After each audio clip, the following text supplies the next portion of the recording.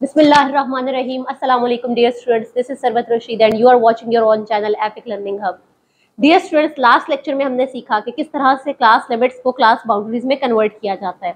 आज के लेक्चर में हम ये देखेंगे कि मिड पॉइंट को यानी सिंगल वैल्यू क्लास को क्लास बाउंड्रीज में कैसे कन्वर्ट किया जाता है। तो चलते हैं बोर्ड की तरफ। हम अपना क्वेश्चन नंबर 1 का फ्रीक्वेंसी डिस्ट्रीब्यूशन का टेबल देखते हैं।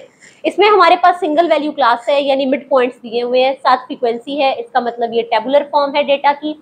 अब इस सिंगल वैल्यू क्लास से इस मिड पॉइंट से सीबी कैसे बनेगी। आपने सबसे पहले तो इस चीज का ख्याल रखना है कि आपकी जो कंसेक्टिव क्लासेस है उनकी विड्थ सेम होनी चाहिए, ठीक है, यानी क्लास का साइज, क्लास का इंटरवल सेम होना चाहिए। यहाँ पर अगर आप देखें तो सब क्लासेस के दरमियान कितना गैप है, इनके दरमियान कितना डिफरेंस है 1 का, इसके दरमियान 1 का, इसके और इसके भी 1 का डिफरेंस है।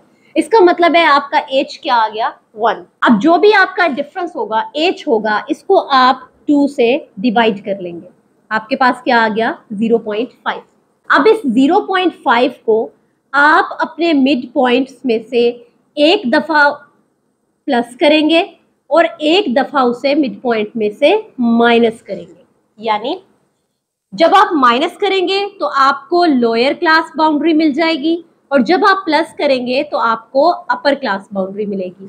अब देखते हैं, सबसे पहले हम इसमें से माइनस करते हैं 0.5 को, तो ये हमारे पास आ जाएगा 0.5 और इसी x में से, इसी मिड पॉइंट में से अगर हम 0.5 ऐड करें इसके अंदर तो हमारे पास आ जाएगा 1.5।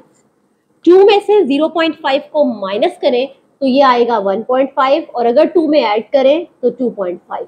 सिमिलरली इस x में मिड पॉइंट में अगर हम माइनस करें तो हमारे पास लोअर क्लास बाउंड्री आ जाएगी और अगर इसी x में हम 0.5 को प्लस करें तो हमारे पास अपर बाउंड्री आ जाएगी। इस तरह से आप अपने पूरे डेटा को क्लास बाउंड्री में कन्वर्ट कर सकते हैं। Now students, you can see कि आपकी सिंगल वैल्यू क्लास बाउंड्री में कन्वर्ट हो चुकी है, ठीक है बेटे। एक और एग्जांपल देखते हैं। इसी डिस्ट्रीब्यूशन में भी आपने सबसे पहले ये देखना है कि कंसेक्टिव क्लासेस के दरमियान डिफरेंस कितना है। हमने इसका एज निकाला 0.4 में से 0.2 को अगर हम माइनस करें तो ये हमारे पास आ रहा है 0.2 और फिर हमने इसको 2 पर डिवाइड किया है तो हमारे पास आ रहा है 0.1। अब इस 0.1 को हमने एक बार x में से माइनस करना है तो हमें लोअर क्लास बाउंड्री मिल जाएगी और जब हम इसे प्लस करेंगे तो हमारे पास अपर क्लास बाउंड्री आ जाएगी। अब हम 0.2 में से 0.1 को माइनस करेंगे तो हमें लोअर क्लास बाउंड्री मिल जाएगी 0.1 और 0.2 में 0.1 ऐड करेंगे तो 0.3 मिल जाएगी। उसके बाद 0.4 में से माइनस करेंगे तो हमें लोअर क्लास बाउंड्री मिलेगी 0.3 और 0.1 ऐड करेंगे तो हमें मिल जाएगी upper class boundary which is 0.5। अब इसी तरह आप अपना बाकी टेबल कंप्लीट करेंगे।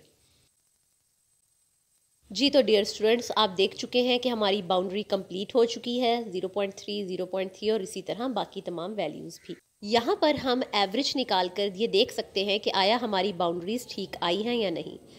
कैसे? 0.1 और 0.3 यानी लोअर क्लास बाउंड्री और अपर क्लास बाउंड्री को हम ऐड करेंगे और फिर इसकी एवरेज यानी 2 पे डिवाइड करके हम अपना मिड पॉइंट निकाल लेंगे और आप देखें कि ये बिल्कुल 0.2 हमारा पहला मिड पॉइंट है।